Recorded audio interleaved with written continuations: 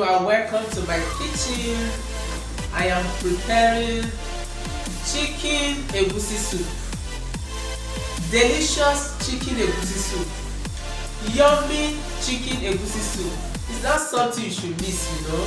Now it's for you to relax and see how I prepare this chicken egusi soup. Okay, let's say Nigeria way. Okay, Nigeria way of preparing it. Okay, guys. Yes, thank you for subscribing. Those that subscribe to Get Inspired with LifestyleTv that are still here with me. Mega shout out to you guys. My new subscriber, mega shout out to you guys. Okay. Bye. So here is my stockfish I'll be using for this. This is a stockfish oboroko. Wow, guys, if you have not watched my unboxing, please do. Unboxing African taste. Here is pepper that I'll be using. Here is the onion.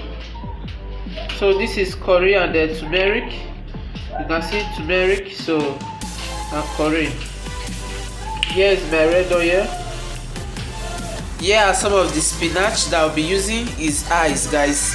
Here suitable brought some bitter leaf. I think I'll be adding little bitter leaf, and I have pumpkin leaf, but I'll be using spinach. Okay, guys, I'll be using spinach. Is ice. Here's the chicken that I'll be using.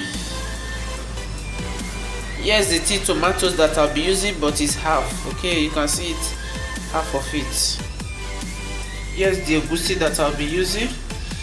The melon is called melon in English, but it's also called egusi. Okay, guys, so I don't know what you call it in your country. You can drop it in the comment section. So guys, here I have my salt to taste.